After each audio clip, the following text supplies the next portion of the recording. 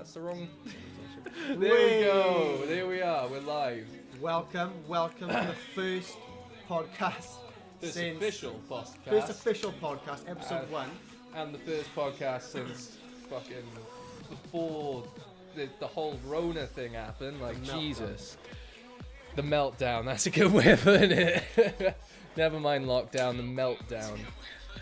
We should probably... That's going to be some repeating audio. Fucking turn my phone down. Hate to wonder how that sounded. Yeah, I mean, we're almost talking about it as if we're out of it. Yeah, I know. I know the US of A is getting worse and worse. This morning, on whatever news thing I was looking at, they were actually talking about second wave. Boris is getting worried about it. Mr. Herd Immunity. Well, there's, if you check the stats for Spain at the moment, they went down to roughly 150 cases a day, and now it's back up to like 2,500. Yeah, like... literally, as soon as they opened the land bridges, 2 days later they closed them. But not specifically, but like literally within a week or so, wouldn't it? It shows that I don't think we are taking it seriously enough. The whole world. No, not at all. We wasn't expecting a wave to happen so fast. We were expecting it in the winter time where colds and illnesses are more common anyway. But we just obviously haven't. Like the amount of people. Like I was talking to a few people on Hinge before the lockdown and everything, and obviously as soon as that actually kicked in, it just died. So everyone's just like, oh well, fuck, what's the point now? Yeah. So that's why Tinder are having video calls and stuff. Yeah. Keep them alive. But Bumble, they've added a new like category to let other people know, like you know you get like the little tags for like wants kids or doesn't want kids, maybe what all that kind of bull. They've got one now for what kind of dates you're comfortable with. Okay.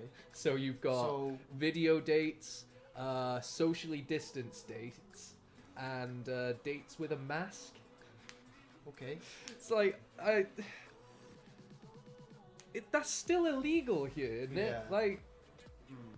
It's sketchy at best. Like the only reason we're doing this is because the Welsh government have finally decided that you can have what was it called? The social bubbles, system.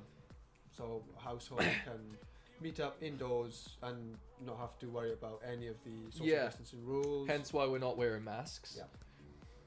Yeah. But thing is, I've heard since that's happened. I've heard fuck all about it, despite them telling us that you're not allowed to change which household, you're not allowed to add people in, you can't change it at all, you gotta choose it and stick with it. But how do they know?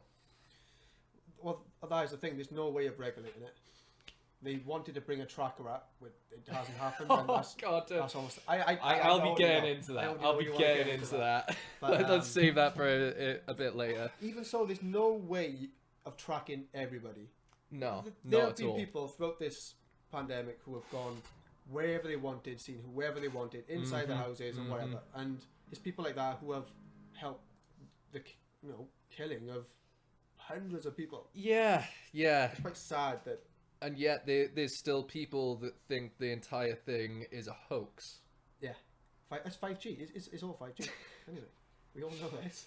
Like, is it that hard for them to reconcile that the virus is real, but it's just being used as an excuse to do a load of bullshit? Yeah. Like, no, it wasn't engineered so Bill Gates could inject trackers into us with a vaccine. Let's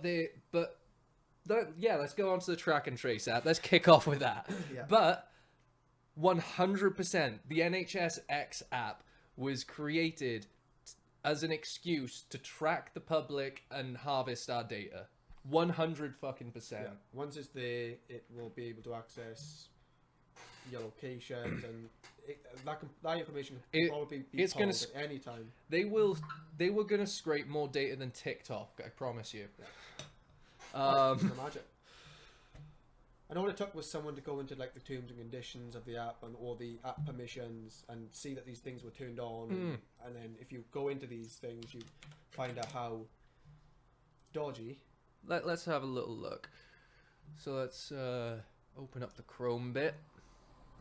Here's the NHSX website. I wonder if they've removed the quotes that I found before. Is that what it is, the NHSX? NHSX is the technology division that Mr. Dominic Cummins will be using to... Well, we're planning to bring out the tracking app and everything.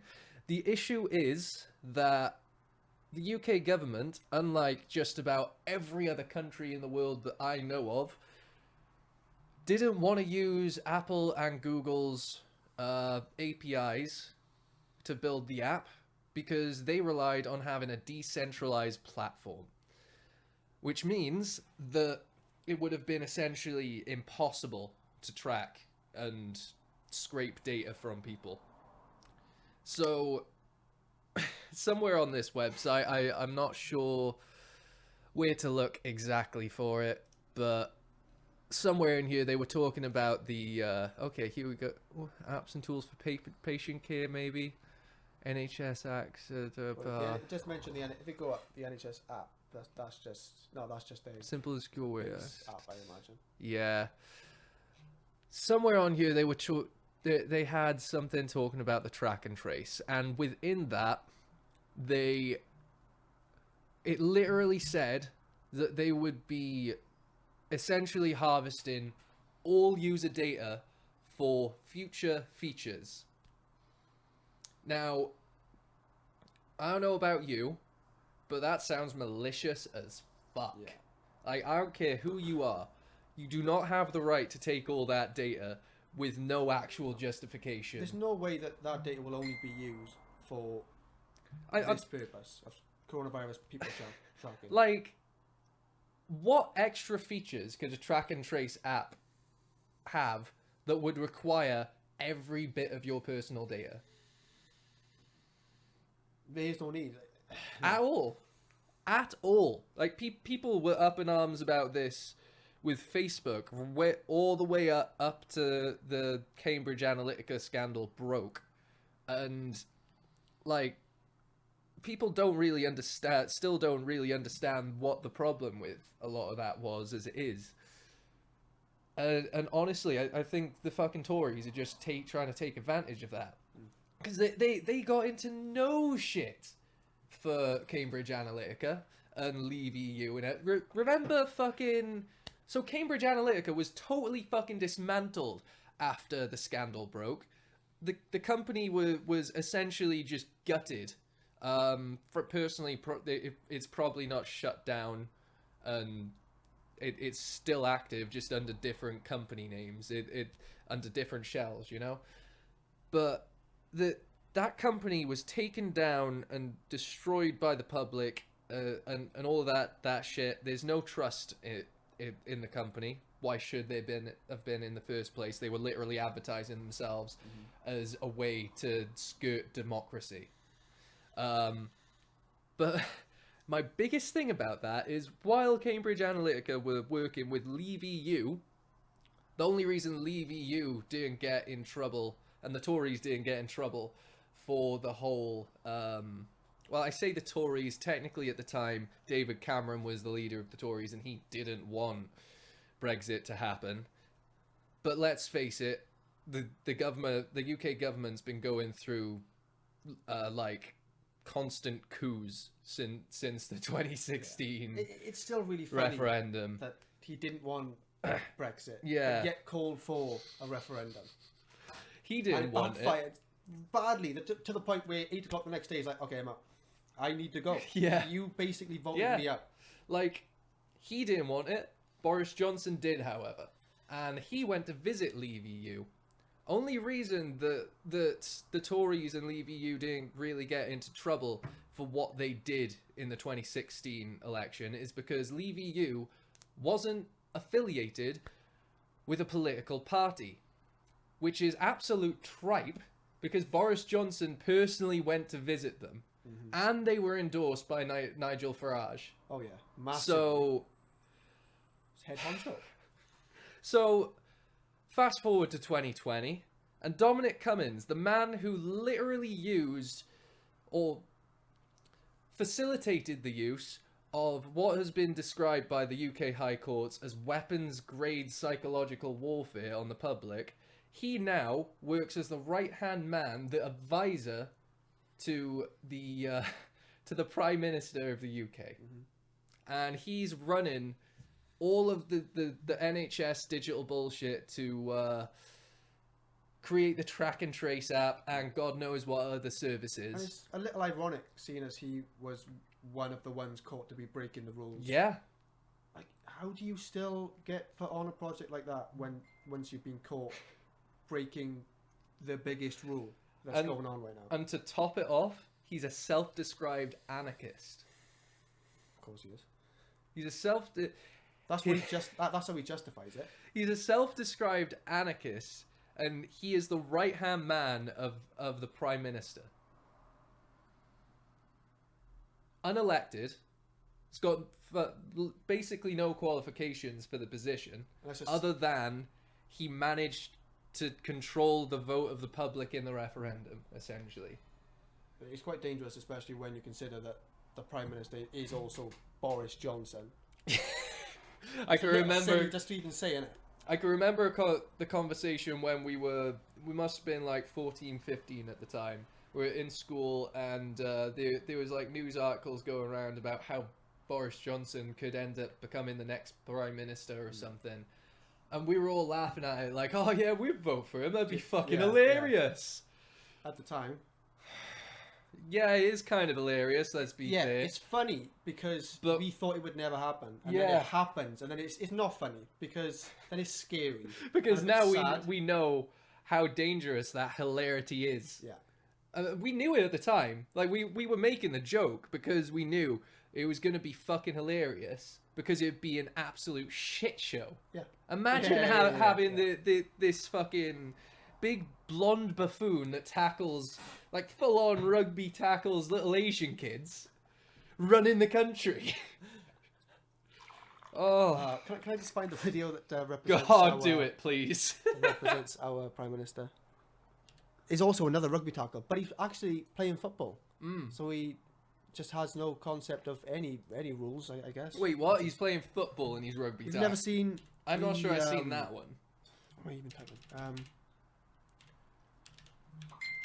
It's for... Do you know that every year they do like a football match for charity? Celebrities do it. Oh my god. Keep going, but... Keep talking and then I stop typing. I know the feeling. Tackle. This man, look at him for a start. Look at this. Like, what do you think about this for a tackle? Oh no. 41 seconds, here we go.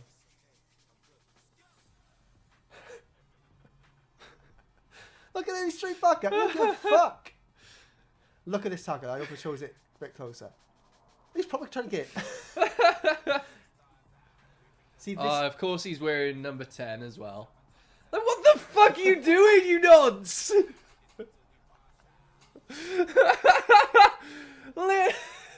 Just give him the fucking red card already, Jesus. What an absolute... It can only be described as plonker. Yeah, literally. That is the Prime Minister. What?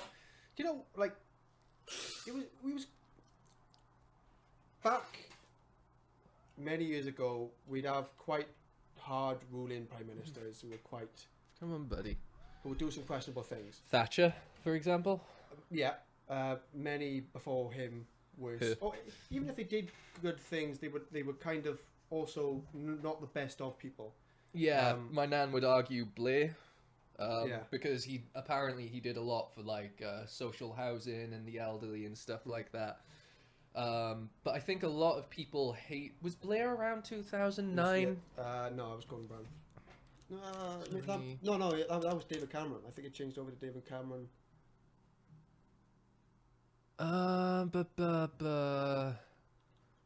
Because I'm sure he was Labour Party, Blair. Gordon Brown term. replaced him about... It will have been around 2010, I suppose. Yeah, it's 2007, so it would have been just after. And a lot of people blame Blair for the financial crash in 2009. 2009 financial crisis that was for financial crisis of 2007 to 2008, round about the final years of Blair's prime ministery. Just setting up for 2009, isn't it? He's rubbing his hands going, yes, carnage. Now, Blair is blamed by people that basically know shit about politics. It was a world financial crisis linked to the housing crash. Yeah. There's a movie about it. It's called The Big Short. And it has nothing to do with the Labour Party or Tony Blair. No. I mean, Tony Blair's kind of hated on for other questionable things. Such as taking us into the Iraqi war, Involving which we were ourselves. pressured into by Bush because of the oil and stuff like that. But he's blamed for the war. I mean, honestly, I don't know enough about his policies and stuff like that to really judge if he was actually a good prime minister. All I know is he's blamed for a load of bullshit that isn't his fault. Like, I'm probably reaching here, but I wouldn't be surprised that we had some deal with America that if they end up at war with someone, then we have to join them. I would put money on it without knowing.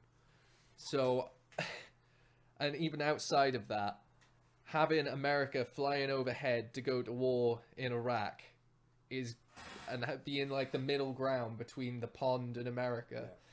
It's not a good position for us to be in without being at war, or at least that's the kind of rhetoric that would be thrown at us, you know, or thrown at Blair to pressure him to go to war. And you know that if he didn't, he would be called weak. Yeah, of course. There's no winning.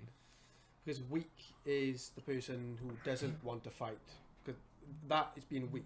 I mean, look at Corbyn. Power. He's always been trying to advocate to take down like things like Trident and to pull us out of war and stop fucking up with like Lebanon and shit like that. And he's just called a terrorist sympathizer and weak, and like he couldn't speak for the country. How would you know? You've never heard him speak for the country. You just hear the spin of the fucking Express. But yeah, anyway, back to where I was going. Yeah, we've had questionable leaders in the past, and with this new day and age, different ways of looking at things, all kind of, you know, bringing together everyone and peace. This seemed to be the way it was going, kind of through the late 2000s, hopefully. But Yeah. if you look at the leaders now, of a lot of countries, they're quite questionable. They're really not even trying to cover it up. Exactly. It's so It's blatant. obvious. I can name 4 countries right off the top of my head who have very questionable leaders. UK, Putin, America, and let's say North Korea for fun. They are the big 4. They are the big 4. I mean, Big 4 fucky countries. at least 3 of those. I mean, China. I'd definitely say probably. China. China Oh, is yeah. super fucked. Yeah. If you look, Like, I'm pretty sure it's the same guy in charge, or the same dynasty in charge as from Tiamat Square. And by the way, from me saying that, our podcast has just gotten banned in China. I mean, there are rumours that this virus was spread to get the people who were protesting on the streets off of the streets. Which again, It's certainly very convenient. Yeah, exactly. It was getting very, very heated. About February time, it was getting very heated, and now all of a sudden it's you have to go indoors or you'll die. It does seem a little bit convenient that we've had this now, and the fact that it originated in China is a little fishy. I mean, Didn't stop them though. oh god. It didn't stop them protesting. Oh, that's fucking I brilliant. know, right? So the Hong Kong and this actually got Animal Crossing banned in China. Of course, yeah. So Animal Crossing pulled from Chinese market after virtual Hong Kong protests. if you don't like it, you just ban it, don't you? Legit, like on GTA Online, Gavin showed me this. If there's someone from China in the lobby, if you type in Tiamat Square or anything like, I'm probably pronouncing, like, kill him for the pronunciation of that, by the way. But if you type that into the like chat or whatever in GTA Online, or if you say anything critical of the Communist Party, that any Chinese players will be kicked from the lobby. Wow. China is a suppression super state. There's a lot of like really disturbing kind of synchronicities between what the Tories are trying to do over here and the Communist Party, which is ironic because within the last few months, the UK has offered citizenship to any pro-democracy Chinese citizens because we're legally obliged to because of colonialism. Right. Yeah. So we've made that offer to Chinese citizens. However, it's a bit fucked in China, but give us 5 years. And on top of that, 10, 15 years, you're going to find out that you don't have a passport or like any kind of actual UK identification, just like the Windrush generation, and you'll just be shipped back to China anyway. So honestly, there's not much point. Exactly. It's so fucked that shit happens, and it's so suppressed as well. Like that's the thing. So many people get mad at China for their suppression of speech and all shit like that. But the UK is no fucking better. We're just more low key about it, and frankly, our brand of nationalism and patriotism is so cancerous that it's like it's like actual brainwashing. Like we seen it in the fucking in the EU referendum. You see it with all the people that think that the Labour Party is responsible for the worldwide financial crash. You see it in the idea that terrorists, for example, are just coming over here to fuck us up for no reason. No, it's because we invaded their country under the guise that we were going to help them and stole their oil. It's very easy. And the fucked up borders that we drew after World War II, which literally caused conflict in the middle. We've been so in discord there for fucking before World War II. It is so easy to run a campaign by saying things like, we will make UK, I guess, great again. Because get Brexit done. You're talking to people who live there. So you're saying big buzzwords like, we're going to be a super country if we leave the EU. And then versus, let's stay in the EU. And then you shit on staying in the EU by saying, oh, we give... What was the number? 300 billion or something? Oh, yeah. I wonder if we can find some of those Cambridge Analytica ads. We'll save 300 billion, whatever. So I've not seen any of that money. I've not seen any of that money being used for anything spectacular. I mean, we've been out for let's see. 4 years. So that's a Cambridge Analytica ad, but for the US. That Facebook group also created by Cambridge Analytica, or around it anyway. Let's type in Cambridge Analytica Brexit ads. What was the first one? So let's see. Turkey has a population of 76 million. Turkey is joining the EU. Good idea. But joining the EU, arrow to the Do you? Yeah. Oh, yeah. That's. It's so malicious. Love football? Win 50 million. Predict the European Championships 2016 result to win. That's not relevant.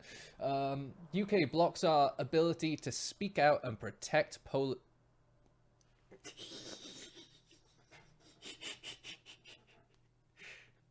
And they don't even have like any basis to it. There's, if you look at, This is Jezza Corbyn one down there. fucking. I agree with. So that'll okay. literally just be based on like the. I imagine that kind of thing would be to try and get some like nasty polls off the back of the people that were already brainwashed into thinking that Corbyn's an anti-Semite, a weak piece of shit, a senile old man, all that kind of shit. That he doesn't know how to. Oh, one that I've seen the other day, a quote from Boris Johnson. Fucking saying Corbyn was gonna go on a 1.3 billion spending spree to buy back our public rail services, well, public transportation services in general, among a few other things. And I'm sorry, but 1.3 billion to buy things that should already be in the public domain anyway. Like, aren't they spending like 50 million on upgrading the rail systems while they're owned by a private company currently to technology that's already older than the US's systems, which are already out of date and older than the Japanese systems. So we're upgrading to already defunct systems and paying a private company several billion to do it for us. But 1.3 million so that we can own it ourselves is too much. Sank fucky. Sank is fucking. Just a little bit, just a fucking little bit. What else? Oh, what's that? Kill our migrants want to kill our cuppa. I want to know. Fuck off. Now the EU wants to ban tea kettle or something. It's all just stupid spin bullshit. Like, what? Where did it go? New state, man. Go away. No, stop reloading things when I click off your fucking. Yeah, I know I'm browsing in private mode because I don't want you getting my cookies, you cunt. Hang on, let's see if this will work.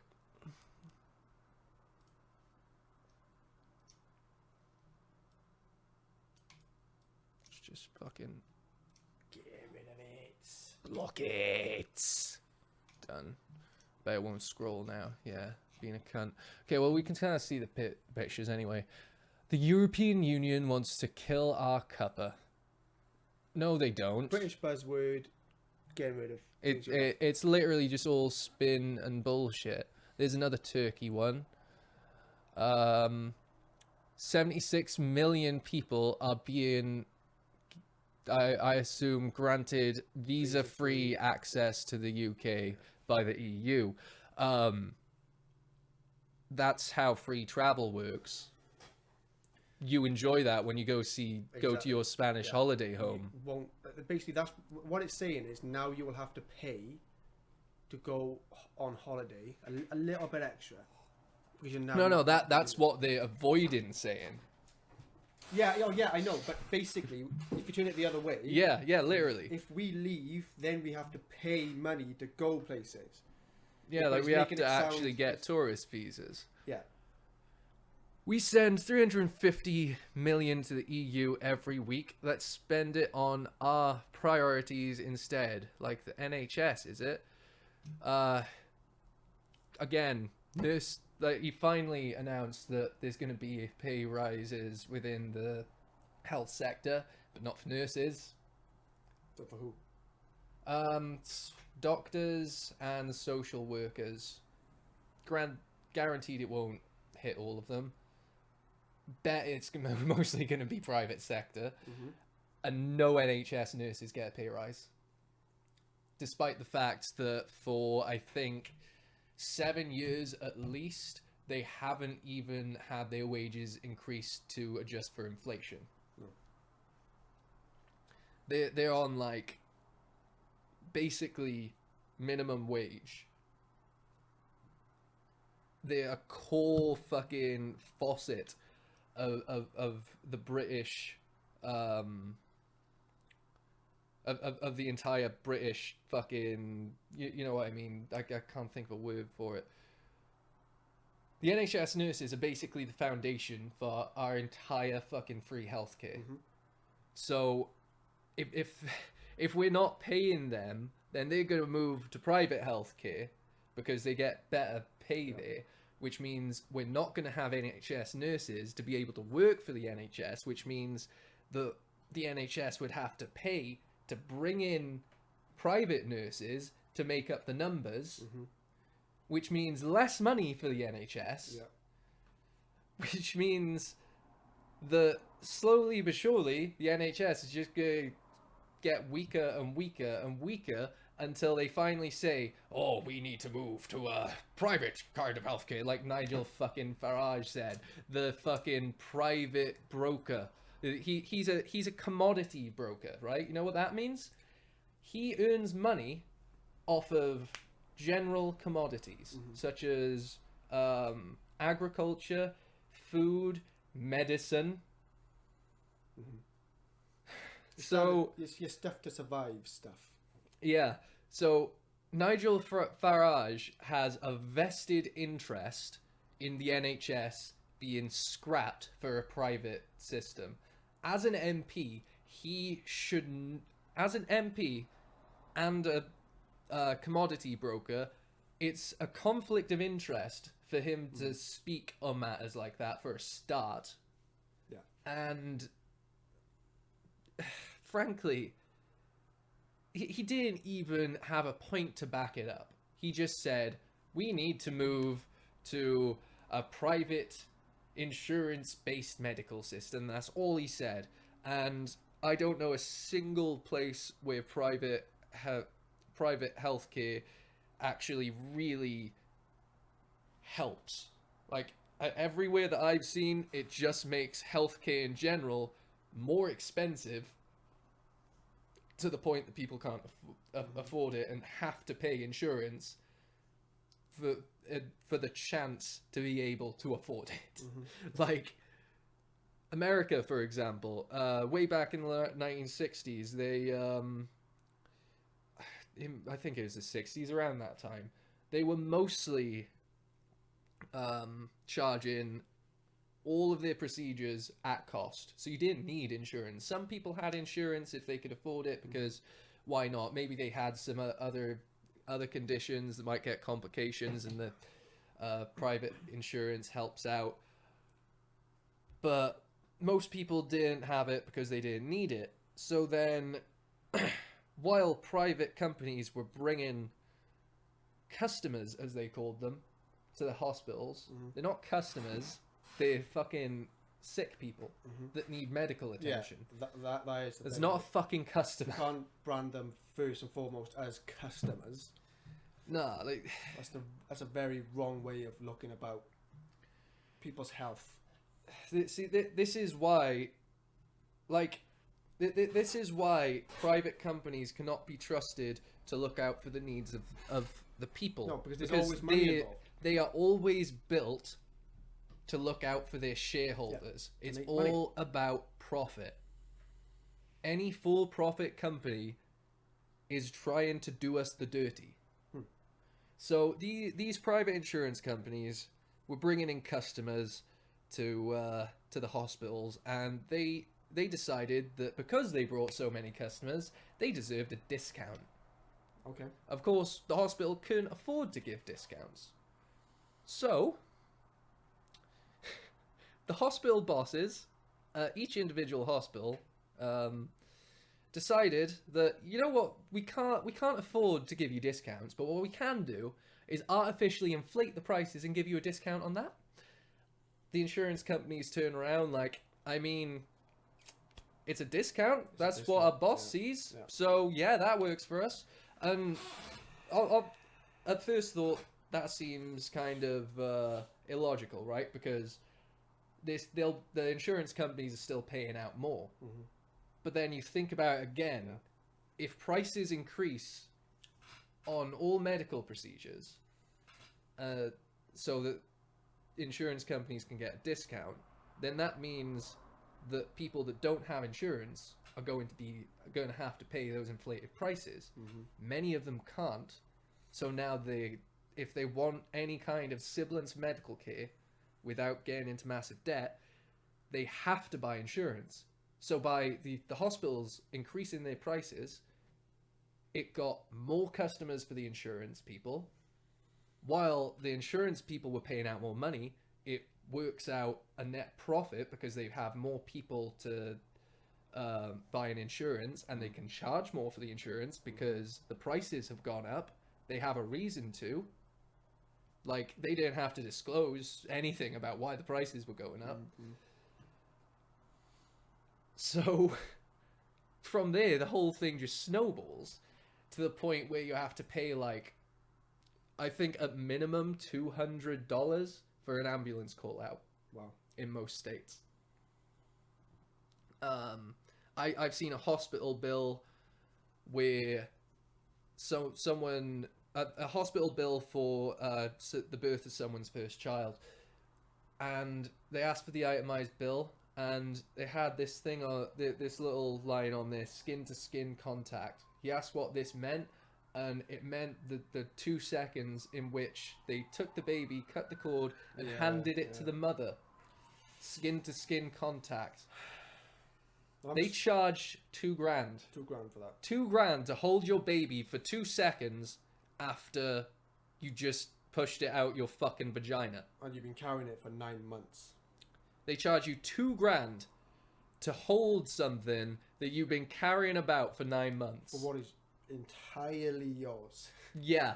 Like, it's you. It's not even just entirely yours. It's a little bit of you. And I guarantee you, some capitalist arsehole will turn around and say, like, oh, yeah, well, that's all time that the doctors have to use. That's time that they could be using to take the baby to the infirmary and put them down there and move on to the next. No, that's not how it fucking works. $2,000 worth of... Like, how does it taste sucking billionaire dick? What a sad, sad little world we live in. I know, right? When you try and capitalize off of people's health, you know that there's some things in this world that are very wrong, and the fact that we kind of know what's happening and nothing's being done. And on top of that, people have been brainwashed to the point that they'd stick up for it in some situations. Oh, yeah, I imagine they would. I mean, it can be very easy. Like, but Johnson said he wanted to start making fees for ambulance call-outs. And to a lot of people off the top of their head, it's like, oh yeah, shit, then maybe that'll help save money on our NHS. Stupid people calling ambulances for no reason. Yeah, well, that doesn't really happen that much. And that means that people are gonna die because they can't afford to pay the fucking ambulance bill. What happens when, say if you're really, really broke, you're in uni or college, and I've heard plenty of stories about that on Reddit. Students that fucked themselves up and couldn't afford the ambulance fee, so they either walked themselves. Fuck it, there are people in the US that if they can't get a taxi or they can't have someone drive them to the hospital, they'll either walk or take the bus while they're pregnant and their water's broke. Yeah. They'll fucking walk to the hospital because they can't afford to pay for an ambulance to come pick them up to deliver their baby.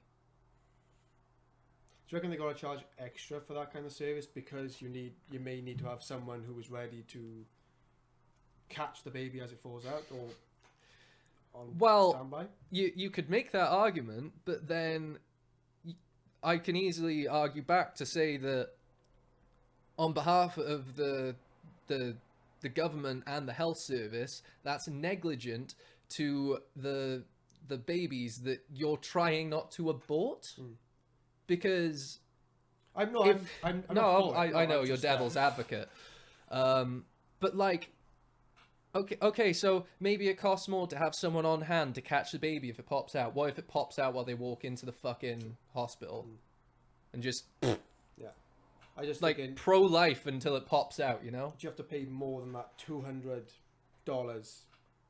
Is it a more expensive call if you give it birth? Is what I'm asking.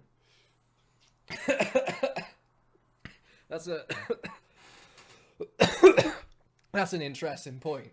So I bet there's some hospitals that do that. I bet they have tiers, depending on what you've got.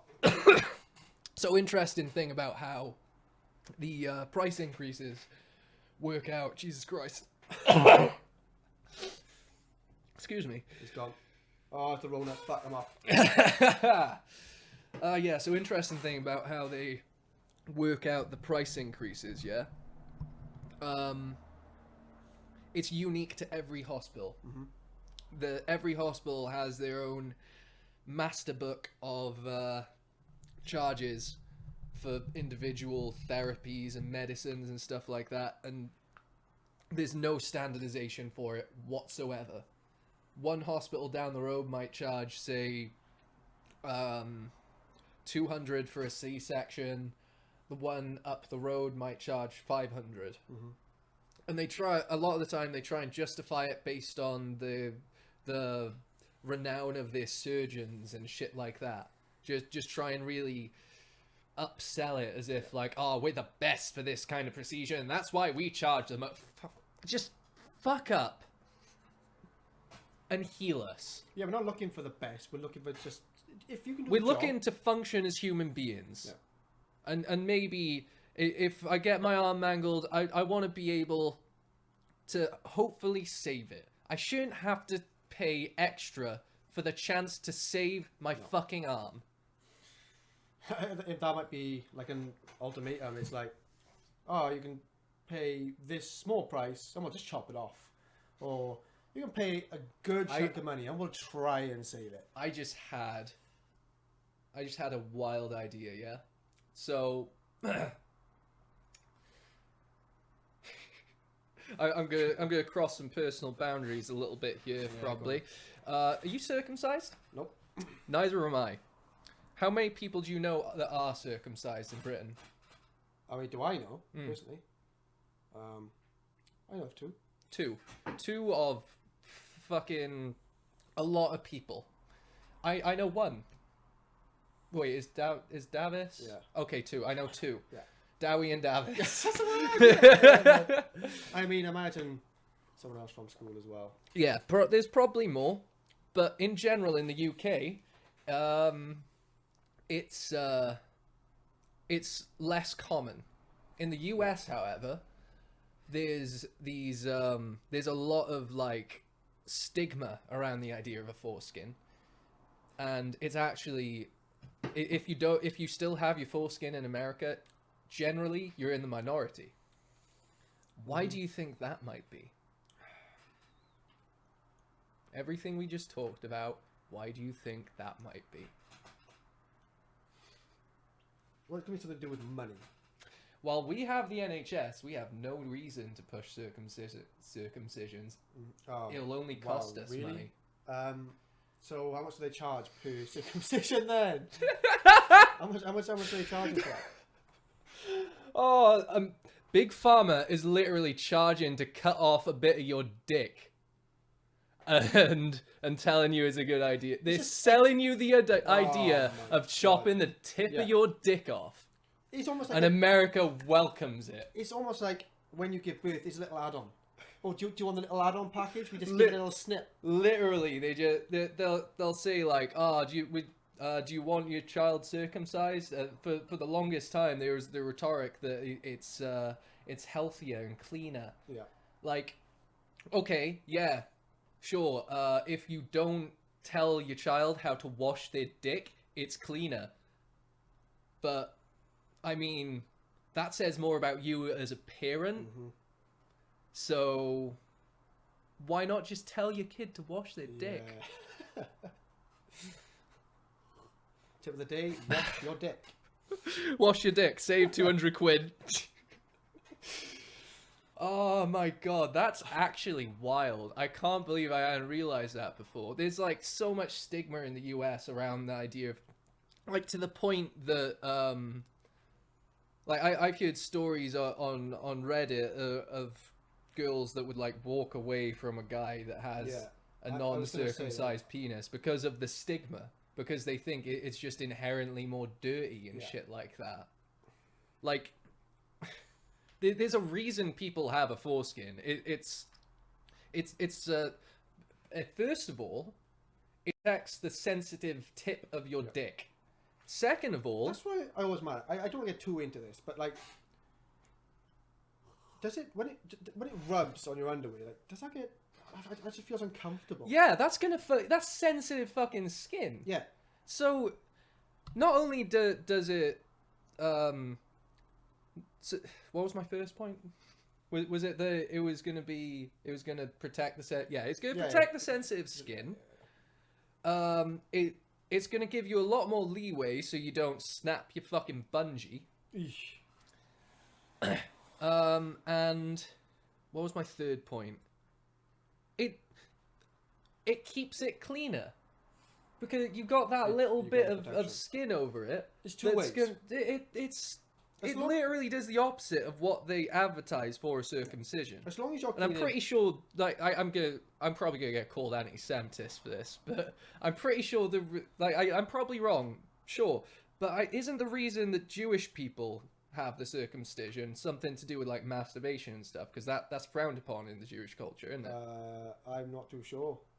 Like, I'm sure that's a thing. That's got to be some kind of correlation to it. It's a weird Google search for the history, but... Why do Jews get circumcised? How do you even spell circumcised? I think Z is American, maybe? Yeah, circumcised. According to the Torah and Jewish law, ritual circumcision of all male Jews and their slaves... It's a commandment from God that Jews are obliged. 8th day of birth is only postponed or abrogated in case of threat to life or health of the child. That doesn't tell us why. Well, okay, this looks like a Jewish publication. It's a religious thing, though.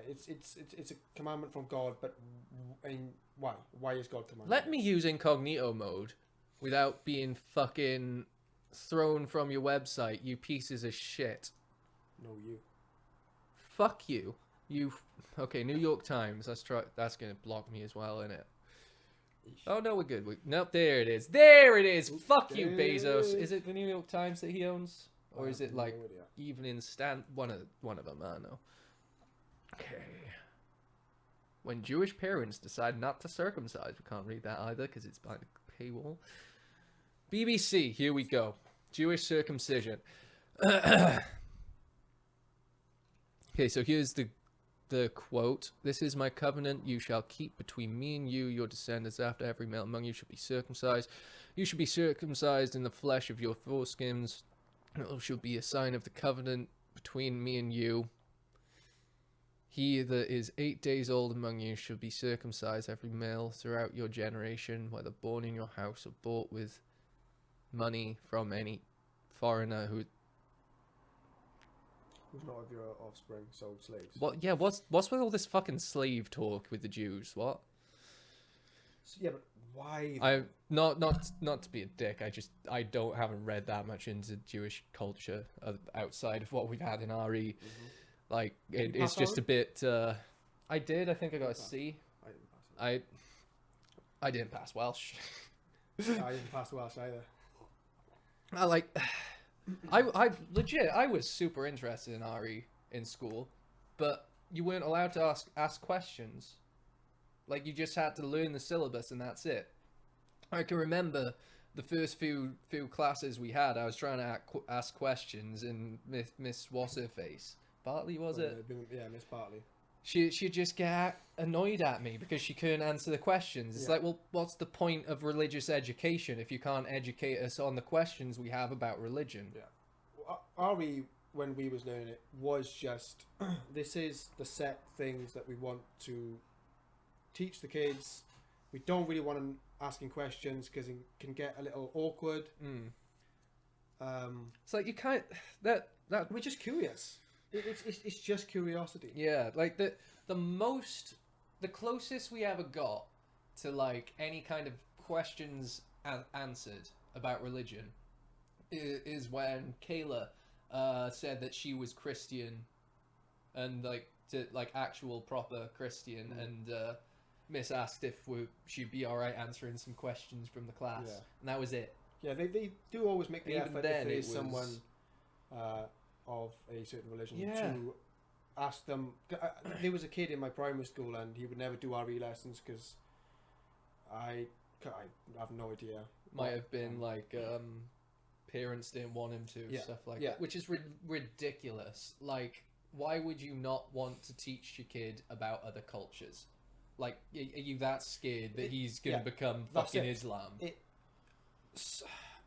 They want their child to believe that this is right and doesn't want them to learn anything else because everything else is wrong, and they wouldn't want them picking up on something and following anything else other than this one thing.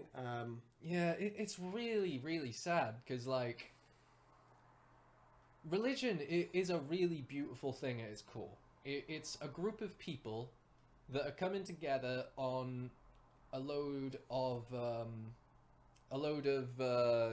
common beliefs to further themselves and their community, and just kind of be good to each other, and try and like provide some rules and structure to life to help the human existence be a little less chaotic.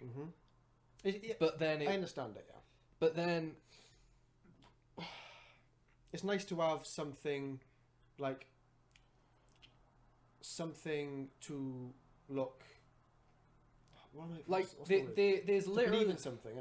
There's literally nothing harmful about any religion outside of it's like there's nothing inherently bad about the personal practice of religion, but what is actually wrong is the the organized, structured, fucking massive fucking communal things of it, like the Catholic Church, for example. The Catholic Church. Remember when there was that fire in that Catholic fucking was it the in France, what's it called, the big chapel thing? Oh yeah, was it Notre Dame? Notre Dame, yeah. So the Notre Dame got set on fire, and the Catholic Church. So that's a Catholic. That's a Catholic church, and the Catholic Church organized thingy, the Pope and everything. They are the richest. I'm pretty sure they're the richest organization in the fucking world, and they had a GoFundMe to repair it. But it's disgusting. It's because they know that the people are so committed to their religion that they'll do it. It literally, organized religion is a means of control. Yeah, these people are way too good, and they don't see these things. It's all virtue they're just signaling. happy to help. Yeah. A lot of religions as well. It gives meaning to life for a lot of people. Like, as we don't have any religion, so to us, when you think about it, life is kind of meaningless. We were just born, but we don't. We're born, we're just going to die. There's no meaning to it. Just kind of winging and plowing through. Like, you just get a chance to live. Like, I wouldn't say I have no religion, but I'm not exactly a devout Zen Buddhist. No. Like, I try and have a practice of meditation every day. Yeah. Don't always manage it, but... And frankly, one of the reasons I chose Zen Buddhism and got interested in it is because the only real rule to it is just meditate and self-reflect. Like, the whole thing is just based on being good to each other. Yeah. Just goodness and just acceptance a good and message. just trying to be like rational and nice and try and expect the best of the world, all that kind of football. That's all fucking Zen is about. It's just, and the thing, it takes pretty much every practice, every story of every other religion, and it has some kind of equivalent. And frankly, every religion is basically the same as the next or the last one. Remember the Zeitgeist? Oh yeah, I have seen that. All the dates match up. And, oh yeah, it's all just star signs. I seen something, the Joe Rogan podcast last night with Graham Hancock and someone else that does stuff like Graham Hancock, and I forget the other guy's somebody name. like Graham Hancock. I forget the other guy's name off the top of my head, Yeah. but Graham was saying that like the whole thing with the stars, like astrology and all that sort of stuff, it's naive to say that there's nothing to it, because when you go back at ancient civilizations and look into them and everything, and how they integrated astrology into their beliefs, and how they had such an insane knowledge about space and the stars and astral alignments and stuff like that.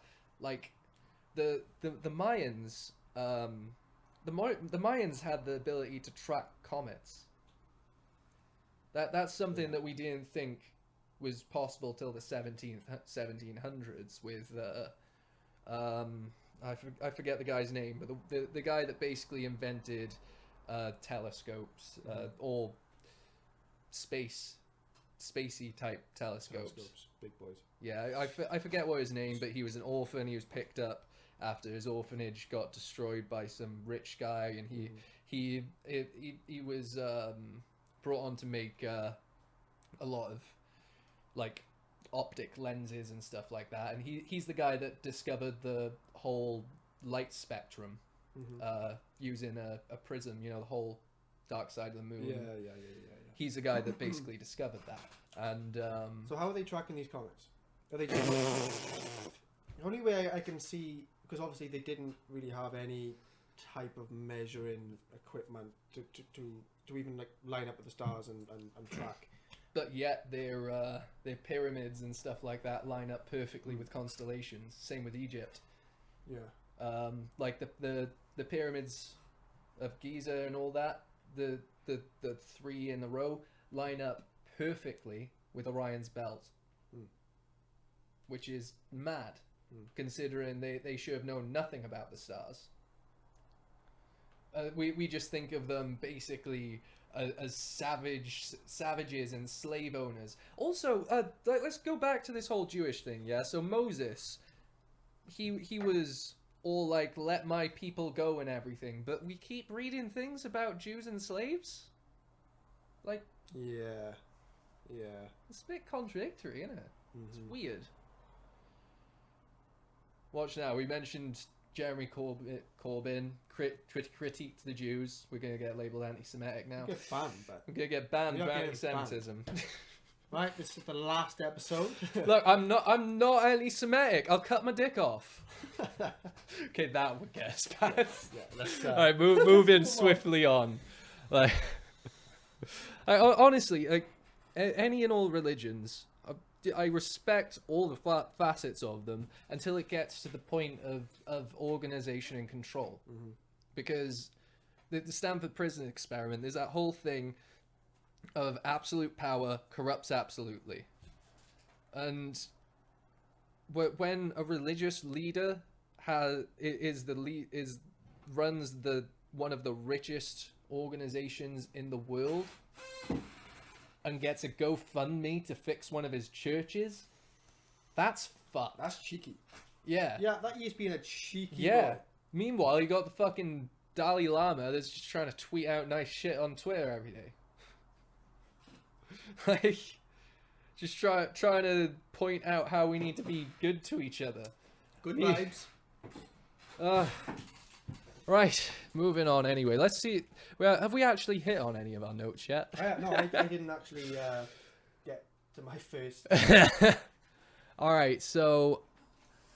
Okay, so I did go over some NHS, Cambridge Analytica, track and trace, and Cummins, why is he in the government? Oh, do you remember that? Clap for bankers. Clap for bankers. No, I didn't even hear this. Boris suggested that we should clap for bankers for how what they're reason? managing to keep our economy afloat. Fuck off. Ugh. I mean, if clapping for them means that they'll start getting paid less, sure, I'll clap for them. But no, you fucking virtue signaling fuck. Ever going to do this? Yeah, it lasted for like a day before they just buried it. Oh wow, it was a thing in 2016 for it as well. No, this is the most recent one. At least people are realizing our worths and efforts. Thank you. Fuck off. Like This Thursday, clap for bankers. what? I mean, should that not at least be translated for us? You can't tell what the fuck that says. Now, I swear to God, there was more than this in the hashtag. Because, it was on Boris's tweet, hashtag clap for bankers. But now it's all been reduced to India-only kind of stuff. And shit from 4 years ago. They're actually fucking... Are they actually fucking suppressing the hashtag? The UK government is actually suppressing a hashtag that they created. Yeah, well, people are not going to like it. It's a big mistake. It was a big mistake. Delete. Never happened. What are you on about, Joe? What are you on about? This never happened. Boris suggests we clap for bankers. Boris unironically suggests we clap for bankers. There's some evidence. Okay. Right. You know, the ones who caused the last big economic crash. Yes, of course we clap for our NHS, but under this government, we also applaud those who make our NHS possible. So I guess, what's the opposite of applause? Because we need to give that to the Tories. We've got to thank our wealth creators, money, capitalists, and financiers. Money. Because in the end, is their willingness to take risks with their own money? Their own money. They lost all of their money in 2009. Since then, they've been running off of our money, our bailout money. So I don't know what you're fucking talking about there. When I say love, I don't mean attacking our great companies. I mean impeding the success of London. Far from it, we pledge.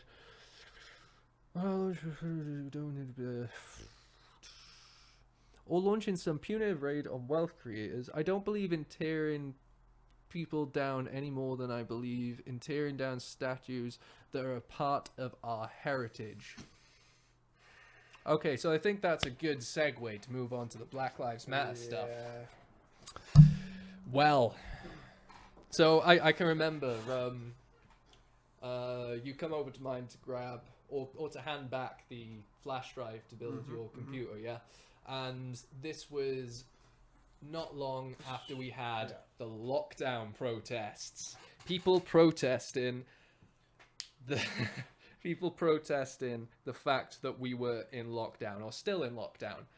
Well, I can remember you asked me what I thought of that, and I was a little hesitant because while I thought the entire sentiment was currently fucking ridiculous, I knew that you can't say that they shouldn't be protesting, because what if something else pops up that needs protesting?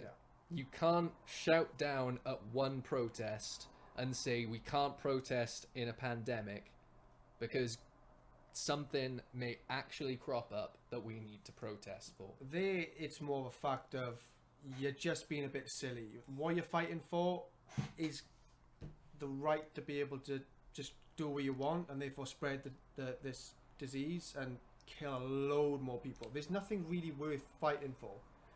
Now, you know, I have this very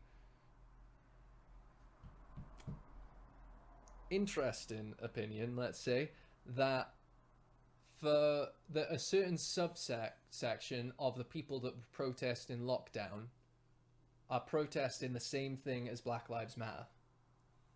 Okay.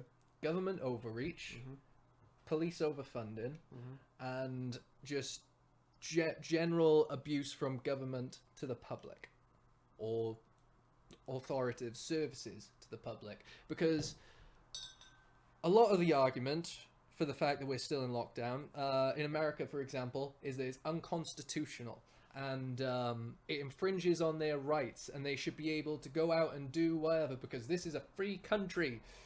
They didn't like the idea that the government were telling them what to do. Funnily enough, that's also a lot of the points the Black Lives Matter protesters had. Imagine they realized they were on the same side. Yeah. Like, it honestly fries my brain, this shit, because the entire thing, if it could just be communicated properly, would topple the fucking establishment. Because people were arguing that America has fallen into an authoritative super state, but then as soon as Black Lives Matter come out and start protesting examples of an authoritarian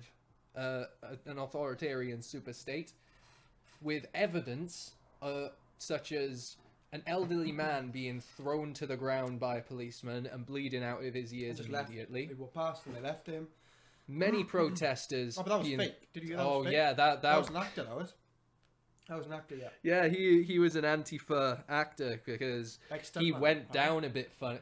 He went down. The man's fucking ancient. How does he go down? Trump said that he fell down suspiciously. He was bleeding out of his ears in 2 seconds. How the fuck? If you push Trump over, the same thing would probably fucking happen. He'd probably bleed a lot fucking more because he's a bit on the weightier side. He's gonna fall heavier.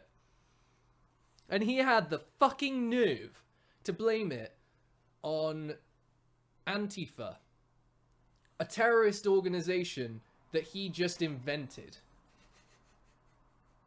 I mean, it's got to be someone else. It's got to be someone else's fault. If you can't blame someone who already exists, you make them up.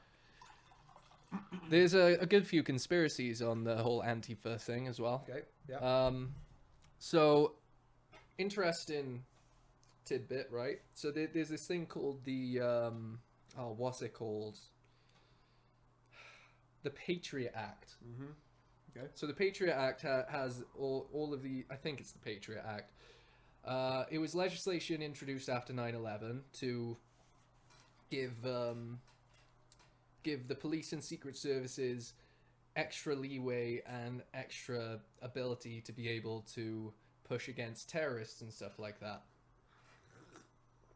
So one of the things that this does is allow the government or secret services to arrest anyone with no notice, no warrant, so long as they have suspicion of them being a terrorist.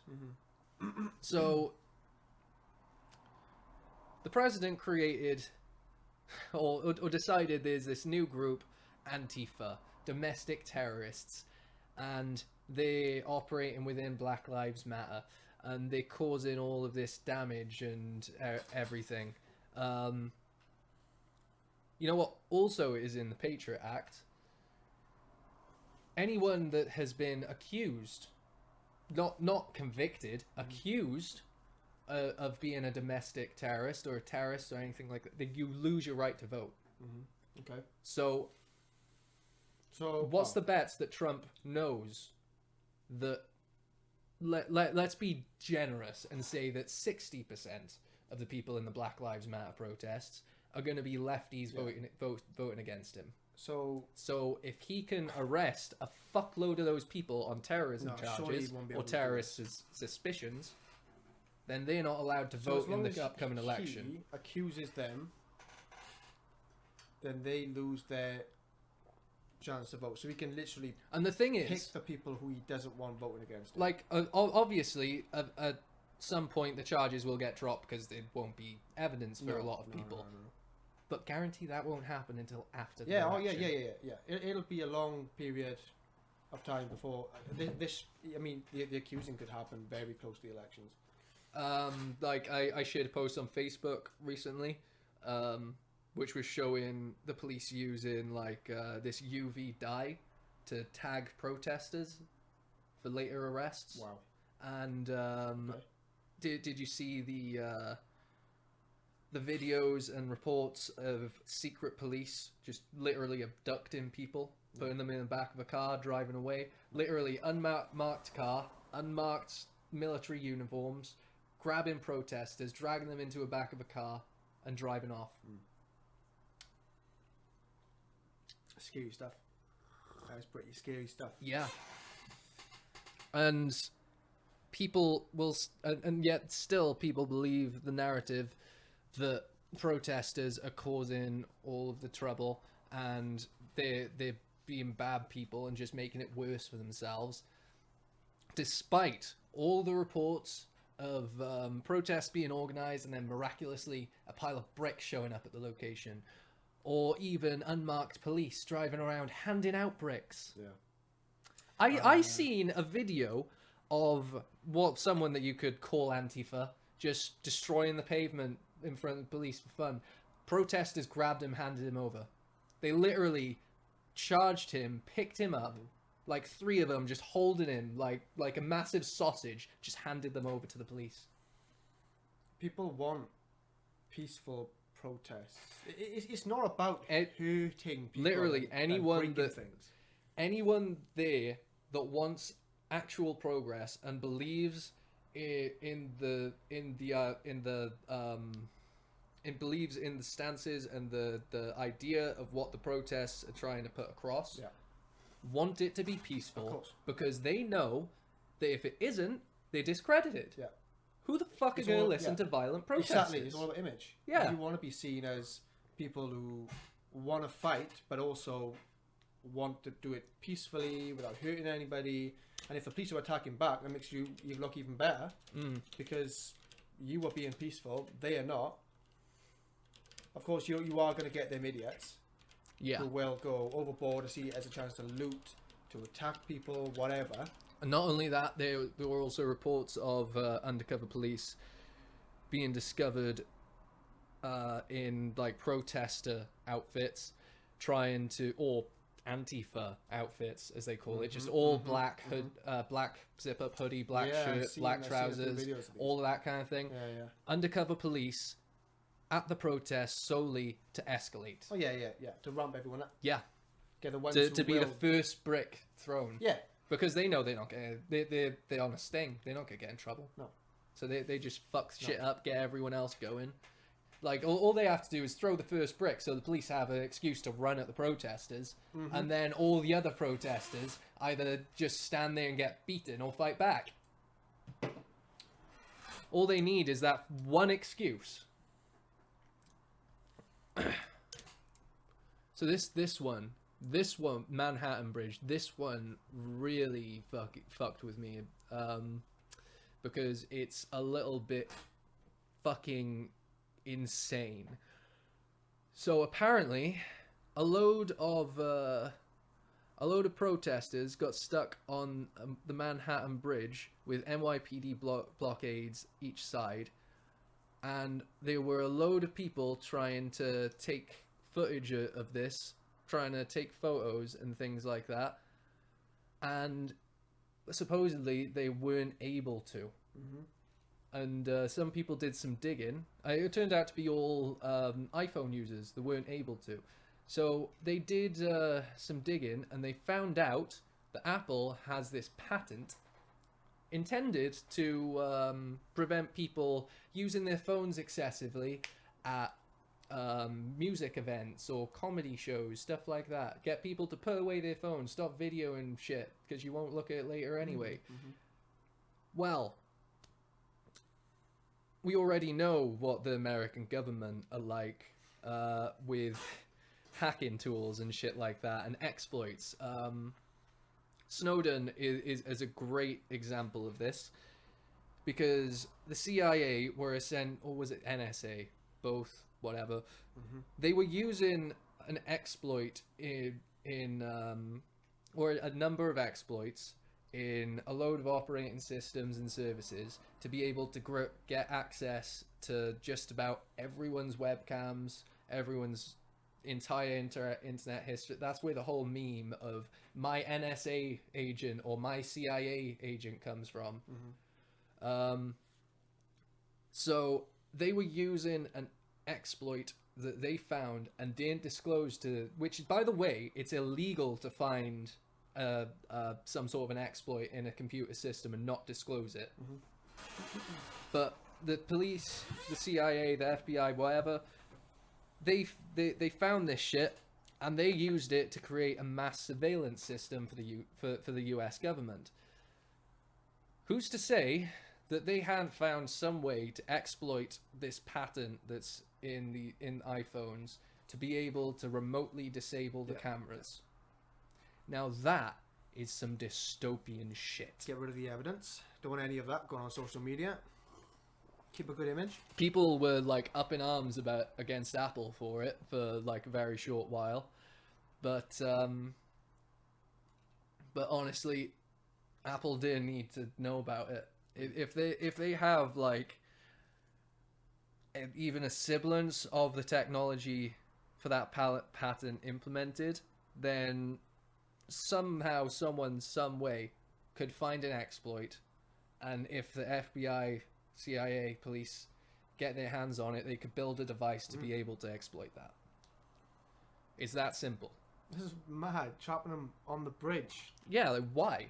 Yeah, Say, I hear the same thing happen with London. Like, there were a load of people in Black Lives Matter protests. They got filtered down one street, and then there was a blockade. They were like, okay, well, where do we go? Go that way. Went that way, another blockade. Just got sent round in a big fucking circle or square, I suppose. Yeah. It's almost... And they were just trapped there for fucking 6 hours. Not allowed to leave the blockade. I think they're almost hoping to antagonize people. Literally. Like, okay, if I wanted to leave now, the only way I would be able to leave is by going through you. Yeah, forcing through the police, And then which is an escalation, which allows the police an excuse to fucking beat you. Yeah, and if they're coming in from both sides, you don't really stand a chance. No, not at all. What actually happened to that? They eventually got off. I think people were unharmed. They managed to stay peaceful.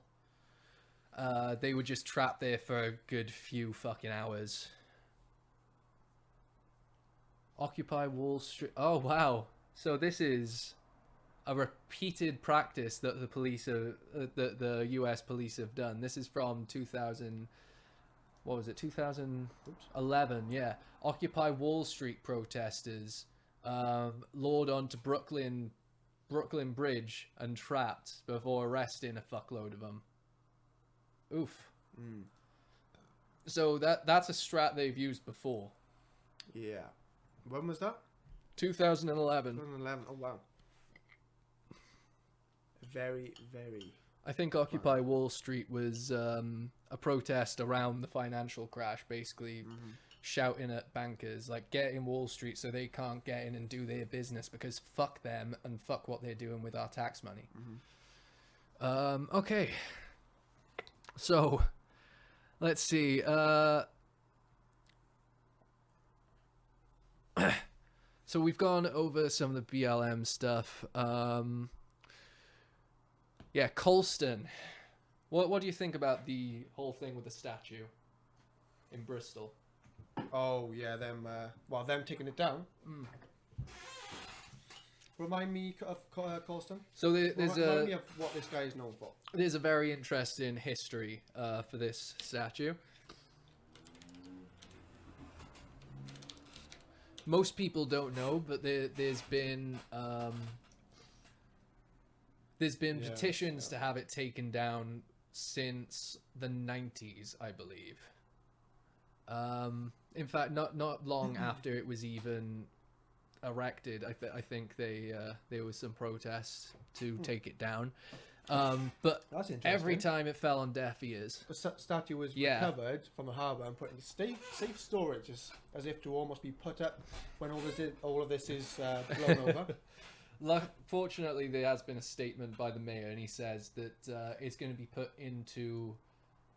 Personally, I think this is probably the right way to go about it, though I would have rathered... So I'll explain. So, probably the right way to go about it.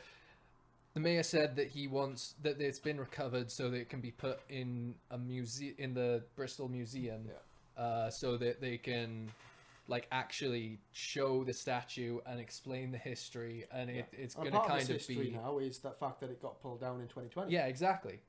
That so people will know, because that's part of the issue, and part of the reason why it got torn down, because people would walk past it every day and just think, oh yeah, he helped build Bristol. What a great guy. Mm-hmm. They actually had, like I said, there's a very long and interesting history with this statue. This is interesting. This is my favorite bit. So in 2018, the council suggested adding, because there have been several petitions to take it down for fucking years that were all landed on deaf ears. So I think there was another petition that went about that wanted to at least have a second plaque put onto it, so it actually tells the history of the guy and why he's an asshole. Okay. I'll find that plaque now. If I just Google that should come up. It was put onto it. Oh, it was put onto it. It was put onto it, but then people were mad and it was taken off not long after. So what did that say? They were going to reword it, and they never got round to it. Oh yeah, that's just one of them things. They put up a plaque. It was too much, so they took it down to keep those people happy. Said that they were gonna put it back up with better wording. Never did, and several petitions, several years later, that's what culminated in it being thrown in the channel. Mm-hmm. Mm-hmm. So personally, I would have rather have a plaque where it was thrown in, to commemorate that it's down there and fucking kind of thing, and that why it was done. And it'd be a lot better to have it in open air and everything, I think personally. But museum works too. So it was essentially torn down because the guy was one of the most prolific slave traders of the time. Mm-hmm. Sure, he helped build Bristol, but he helped build Bristol off the back of selling slaves. Mm-hmm. They said that the statue was erected to celebrate his philanthropy and what he did for the town, but most of his philanthropy was being a slave owner. Yeah. So it's no question that these things need to be removed. Oh yeah. Or maybe even just more actual information brought to light about these things. 100%. So you're not just seeing this guy as a good man, because he wasn't just a good man. He also did very, very bad things, and nobody knows about it because nothing's. You would only put on the plaque the good things that he did. Oh, actually, celebrate. It was also apparently put up for his charitable donations and stuff like that. But in fact, the man would only ever give his charity to those that had the same religious beliefs, the same ideological and political beliefs as him, and would actively work against anyone else. So it wasn't charity. No, it's it was funding his own interests. Yeah. giving people money who are like you, so you know it just keeps. It was essentially giving people money for favors. Yeah. Pretty much. He was giving people of his same ideals money because it could come back to him. I'm calling it charity. Yeah, that's not charity. I don't know what to call that, but it's not right. Charity if it's personal gain. Exactly. It's not charity if you get anything out of it. Like, you could argue that charity can't be charity in that case because most people get some satisfaction out of it, but you can't control your emotions. Shut the fuck up. That's something you cannot control. It's going to happen. It's just dopamine. Because but it's good. It's good. That's not a bad thing to feel like, I've done some good. If anything, it'll encourage you to do it more, which is good for everyone. I guess that's how our brains work, and that's how. Yeah. But yeah, so the guy was an asshole. And frankly, I supported the statue getting torn down. I would have rathered it have a plaque where it was still in the river. But I suppose you could argue that it could pollute the river and everything as it degrades. So yeah, chuck it in the museum, I guess. But one thing that I didn't understand is why the football lads thought that meant we were attacking war memorials. Yeah. Like, a lot of people turned it over to how Churchill was also an arsehole. Yeah. And in fact, I read a quote the other day, I'm paraphrasing, but this goes back to redrawing the borders of the Middle East after World War II. He basically just said, fuck 'em. Well, like him, the French Prime Minister, and I don't remember who the third party was. Probably America. They all were like going over how the borders should be redistributed, and Churchill's general stance towards it was fuck 'em, he don't care. Yeah.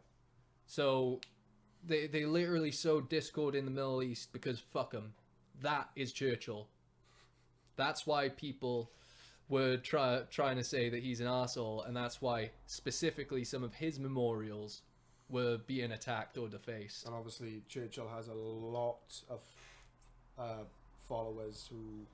He's the staple of British culture, British patriotism, because he was our wartime general. That won the war against, and stupid odds. Yeah, and frankly, he didn't win us the fucking war.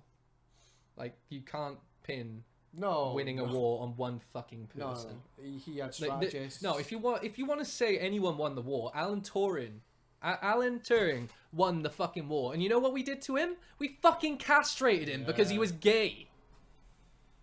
Eat shit. It's a savage time. It's disgusting. It is absolutely disgusting. It is. And then to add insult to injury, years after he killed himself from being castrated and oppressed for liking dick, we gave him what's called a post-mortem pardon. It's a little late. Fuck you. That's all I'm saying. Yeah. We wouldn't be streaming this right now if it weren't for a gay man that won us World War II, who was subsequently castrated by order of Her Majesty the Queen. It's crazy how just a person's preferences in terms of what gender they're attracted to has such a massive factor back then. Yeah. That was such a big thing. Like, what fucking right do you have to say that? No. Like, what difference does it make to what he did, though? I guarantee some dickhead would argue that, the war just happened, we need to repopulate, fucking hell. Well, the baby boom didn't exactly turn out too well, did it? Like, the baby boomers ended up they had a very good time with their wages and their experience going through life up until they started getting older and recession started hitting, and their credit started defaulting. They're like the baby boomers generation's use of credit after the war helped to cause the financial crisis, because that kind of exacerbated the use of it to the point that people were creating loans out of more shittier loans. Because you gotta get the credit from somewhere, right? You can't just say, here's £1,000. It has to be backed by something. So, and frankly, I don't even get how that works. How can you take a load of shitty mortgages, put them together, and say this is worth more, this is a good mortgage? Like, you're creating credit out of credit, aren't you? Like, I know exactly what you mean. Like, there's no actual money involved. It's all like this is already a deficit. If you're creating a loan off the back of another loan, it's already a deficit. So how can you put that forward to someone? Like, how does that work? They pay that off, but then it's backed by another loan that someone else has not paid off, or vice versa.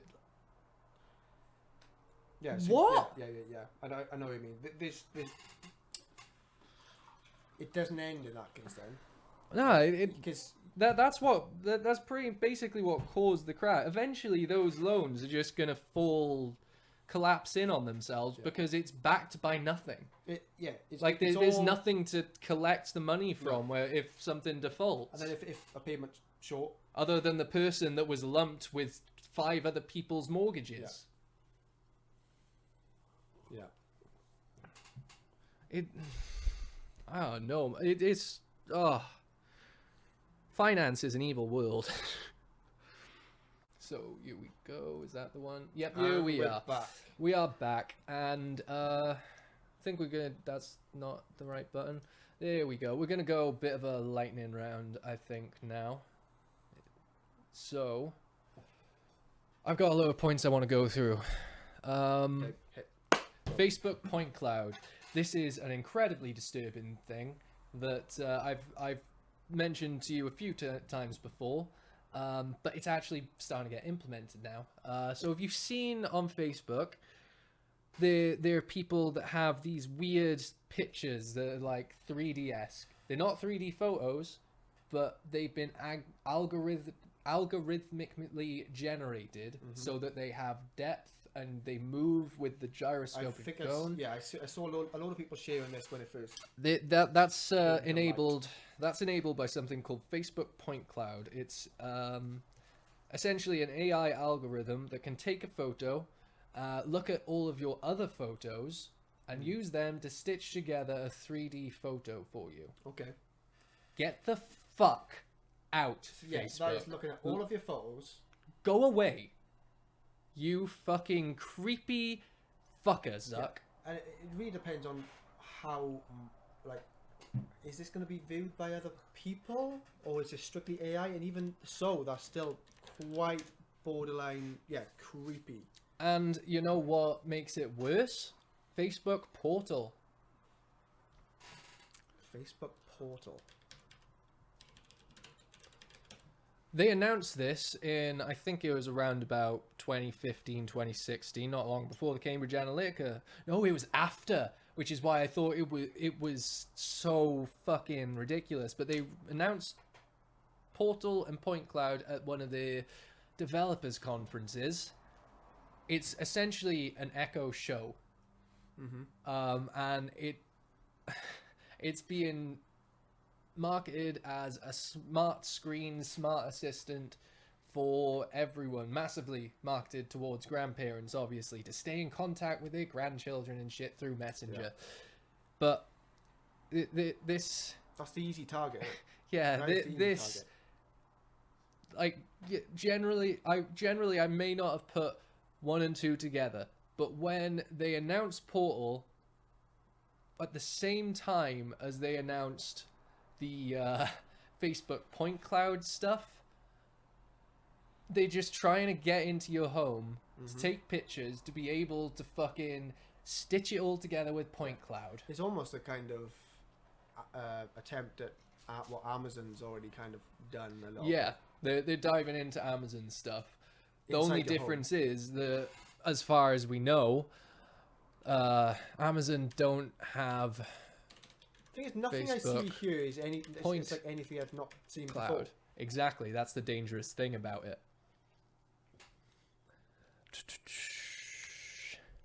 Point cloud. So, Free showcases. For marketing properties, fucking great, yeah, sure. But Yeah, the it's fact that it marketing. can algorithmically generate things of your own home, like, it feels so slimy. Body crash, because like you see how the way that video, way to go, virtual memory, yeah, this is some of the stuff that they showed. Chrome the thing. Oh yeah, I'm not. Get up on the screen. shout. People can see. Facebook put fuck off CNET. Facebook point cloud. So this is what they demoed in the F8 conference in what would have been 2018, I guess. Do you know what this gives me the vibe of that Black Mirror episode Yep. where you can look back at your memories. Funnily enough, I think that's what this article is trying to say.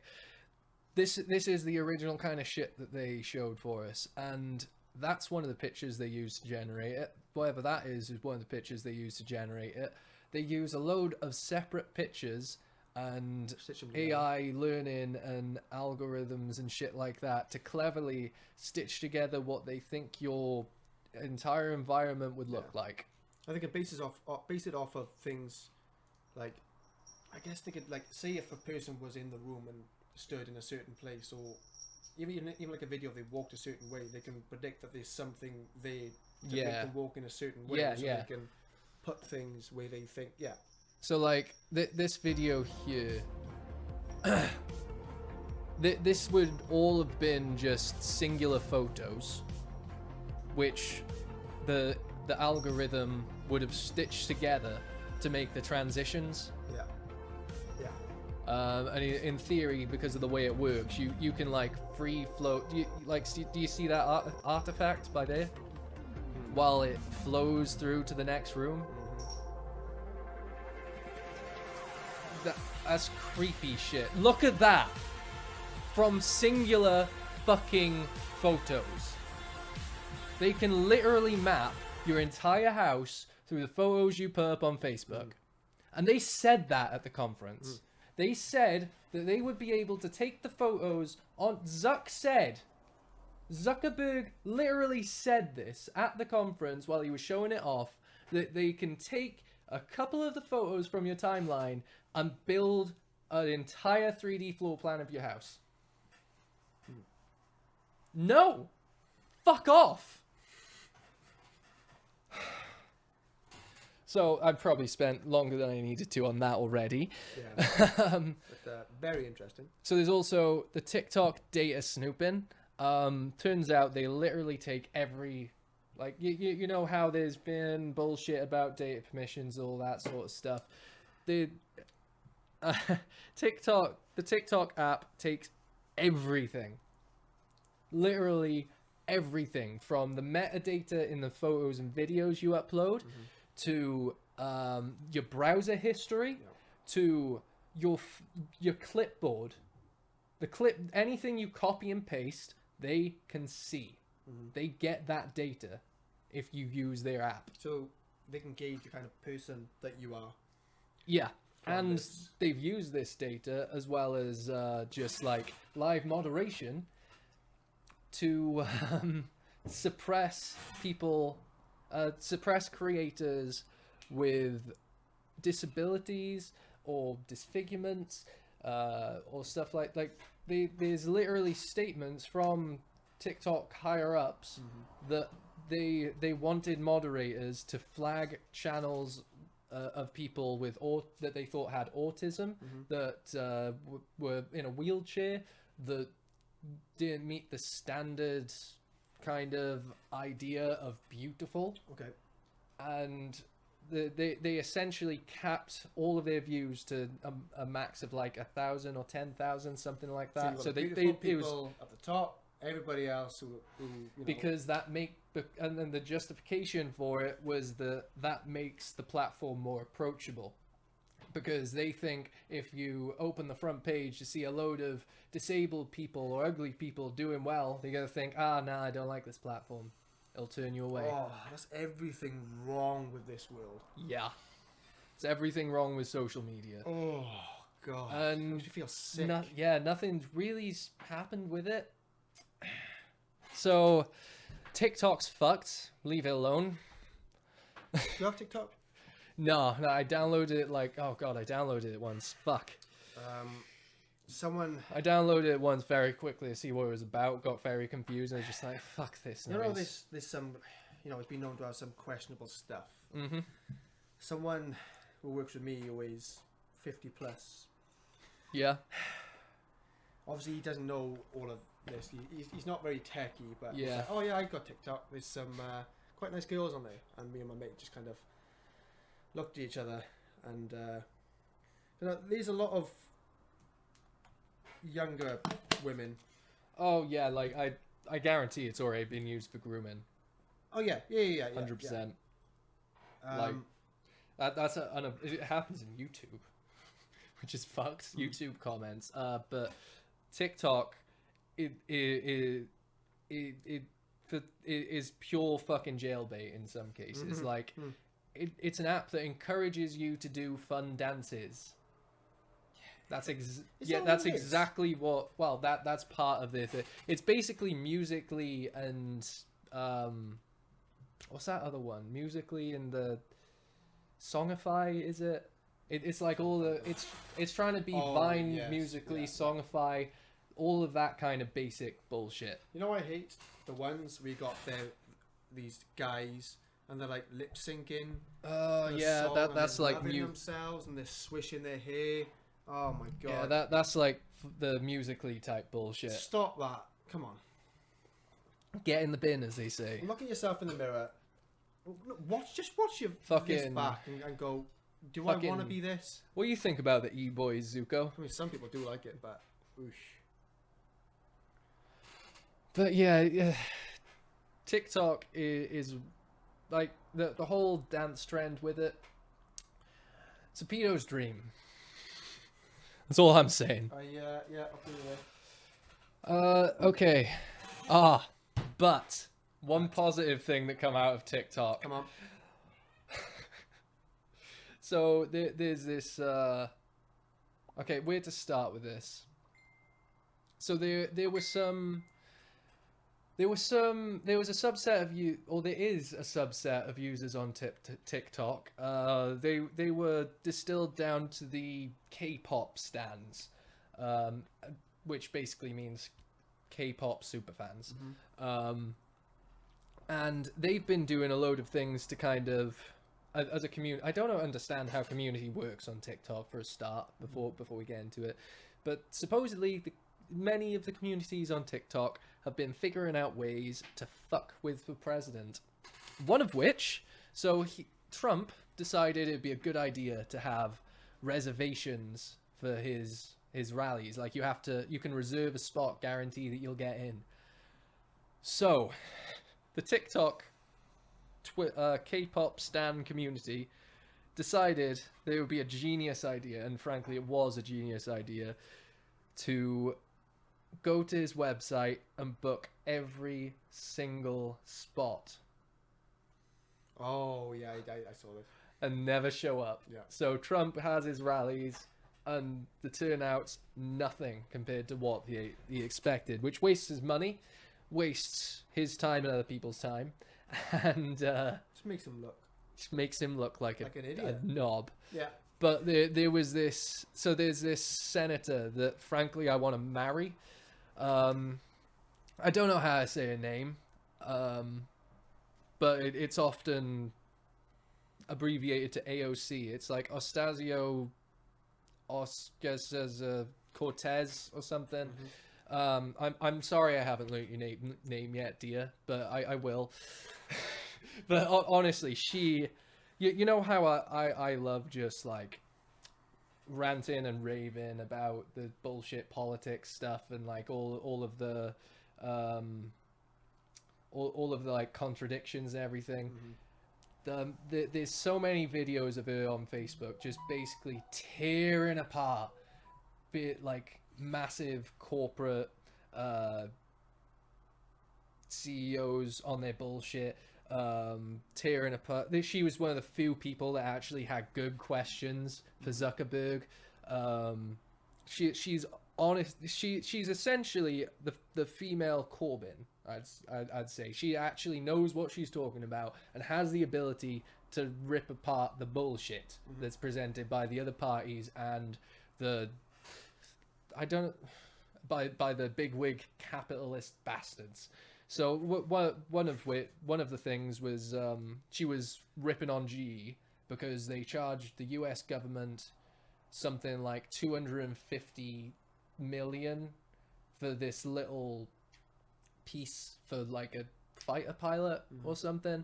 And she was taking the like anti competition angle because she was asking like what competition GE had to compete with, like where could the US government go to instead of them to get this part. And of course as she proved, there was no one. This part cost about 45 cents to manufacture and they charge 250 odd million per part. It was like this little tiny brake disc or something like that. That's mental. What? Yeah, and she honestly, I fucking love her because the way that she can like really pick apart all the bullshit without even using a lot of fallacies either. It's all like legit points and getting people to the CEOs to the point where they literally are backed into the corner and can't justify it anymore. She is fucking genius. But anyway, she put out a tweet in reaction to President Trump reacting to the K-pop stuff, and he blamed it on like North and South Korean terrorists or some shit. And she come back like, no, you literally just got like owned by a load of Twitter K-pop stans on Twitter. And then another senator decided to retweet at her and essentially claim that she was admitting to conspiring with North and South Korean hackers and terrorists. Of course. Wow, they're so dense. Yeah. Why have they got to go for always down that route first? Why are you always a terrorist? It's because it's easy to push your narrative that way. Like if you try and argue, then you're a terrorist sympathizer. You'd think if you have that much power, you've got to be careful with the words that you choose to describe people. I know. He just doesn't seem to care. He doesn't give a shit. If you're it's his trump card, if you will. Trump card, nice. So yeah, that was a good bit of fun for a couple hours. Updates on Neuralink. Elon Musk wants to get songs stuck in our head. I saw this as well. Straight into your brain. Yeah, he wants to be able to stream music straight into our brain with Neuralink. I feel like that's going to cause mental illness. Probably. I mean, you're not going to be able to tell what's what. Like, are you hearing this? Is this your brain generating it? Can I turn it off? That seems dangerous. Stuck in your head and you can't get rid of it. Yeah. Well, like how do you know like when you've paused it or when it's your brain just like repeating the shit that was already going on? If you go into a room and there's music playing, how do you know if that's you or the music being played somewhere? However, I've kind of got a bit of a better idea of what Neuralink is supposed to be now. So apparently Elon Musk thinks that it will give us a way to interface with AI that we haven't gotten before. Like, it allows us the ability to be able to communicate with it so we can see and tell that it's not up to no good. Which makes sense. Yeah. Though I still think it's excessive.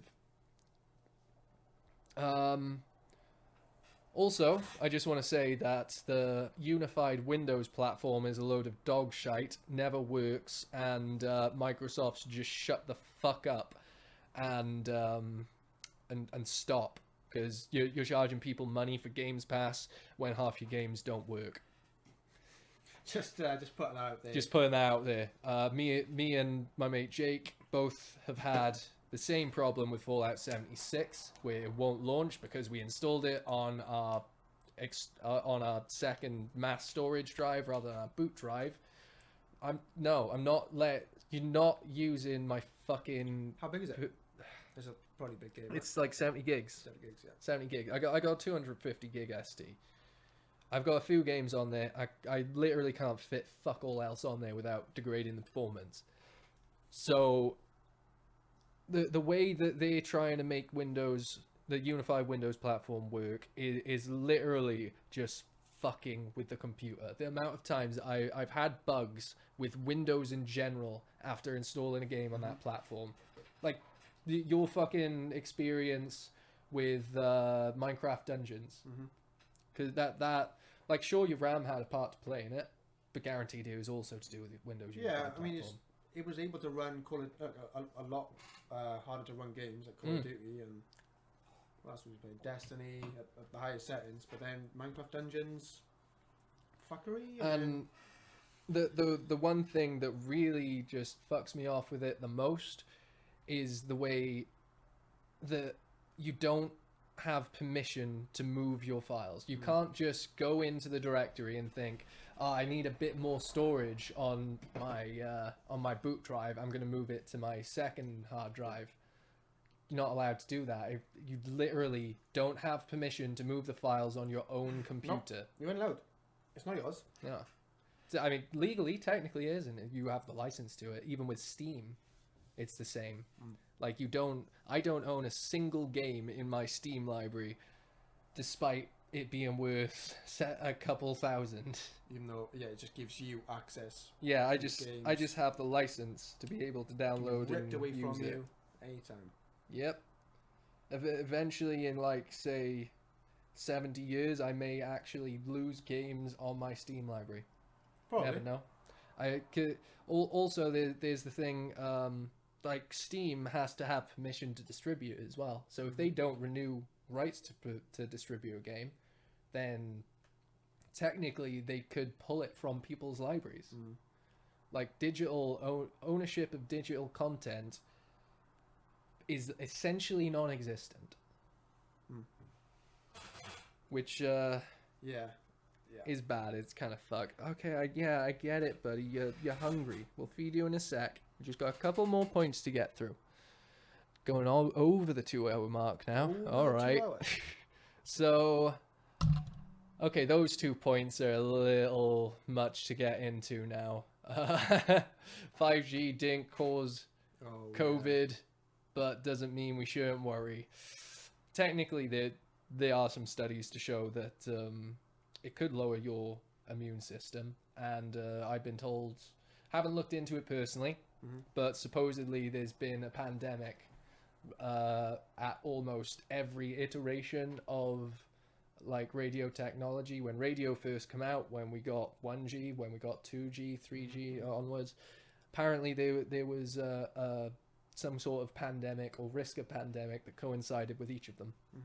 Technically, while it's not in the DSM-5, there's this thing called electrosensitivity, and in certain individuals, it can give you like nausea, make you feel sick, give you headaches, just from being in an area of high electromagnetic interference. They have them on yachts. They have satellites, and they push out super high frequencies. Yeah. And if you were to go near it, it can kind of scramble you a little bit. Yeah. give you that a bit of brain fog and a headache and all that. Yeah, there is some sense to it, and while I really don't want to go conspiracy theorist and say like 5G bad, it's bad for other reasons. Yeah. For a start, like if we're mad about police tracking you with UV paint, wait till you hear how easy it'll be with 5G in city centers. They'll be able to track every individual down to 100 yards. No more privacy. Lit. But the only reason I could possibly ever give credence to these ideas is that AT&T, Bell, Verizon, they own the committee. They formed and they own and they funded the committee that's essentially did the studies on whether or not EMF is safe and what level, and to determine which levels are safe. So the people creating the technology that produces EMF decide how safe it is. That's never that's literally cigarette industry tactics. Yeah. They made the companies that depend on this technology for profit are creating studies to say it's safe. That is literally out of the tobacco industry playbook. That's just a way of selling it, so it convinces people that it's fine. So essentially, so then not to say that it's a big conspiracy and it caused COVID. In theory, it could lower some people's immune system to make them more susceptible to it. But there's bigger issues, and while it does have some credence, we need to go after like the actual regulatory body rather than the technology itself. And obviously that's hard because it's kind of just accepted by mainstream science. Yes. So that's a thing. That's a little sneak peek of what we can get into next week. Yeah. Probably dive into that. Yeah. So we can dive into that a bit more next time. I think that's a very interesting topic. To properly look into what these frequencies could do in high doses would be quite interesting. Yeah, we could do a bit of a dedicated episode on it maybe. Getting demonetized before we're even monetized. Revealing all the secrets. Oh yeah. It is kind of fucked that like anything that references COVID for at least for a little while was getting demonetized. So that it's not suppression, but in a way it's suppression, because if it's not monetized, then it's not pushed by the algorithms. Like you'll very rarely see a video go viral or a video be popular without it having some form of ad revenue. Because what reason has YouTube got to push the video to people who aren't subscribed and want to see that content if they can't make money off of it? Like, they've said they're not monetizing COVID shit, so they're not going to push COVID shit unless it's like shit from the government. But that's a whole nother thing, and we've already said we're tuning out. So yeah, Episode 1. Yeah, a couple little previews for episode 2. Episode 1 of What's He On About? It's complete. Going on. Post-Brexit. The new age of What's He On About? Post-COVID, you mean? Post-COVID. Yeah. Well, I mean, we're still in the middle of COVID, but still, post-lockdown, let's say. Post-strict lockdown. Next episode will likely be the second wave episode. So see you in another 6 months. Yeah, let's hope that they don't stop this whole thing. We do have an anchor that we're going to be distributing the podcast on, and a YouTube, and we'll be having our live episodes here on Twitch. But yeah, I think that's the wrong bit. That's the wrong thing again. But yeah, I think we're about done here for this episode. We'll list all the other shit in the description in our other channels when I actually get my thumb out my ass and sort it all out. But We'll be up and running soon. We will be. We're hoping to get these episodes going. What was it like? At least Live episodes at least bi-weekly. At the very minimum, we'll have an audio episode on Anchor or something like that bi-weekly. But we're aiming for minimum a live episode like this, and then maybe a non-live, just audio one in the off week. But yeah, we'll see how it goes. But catch you next time, guys. Thanks for watching. In a bit. See you later.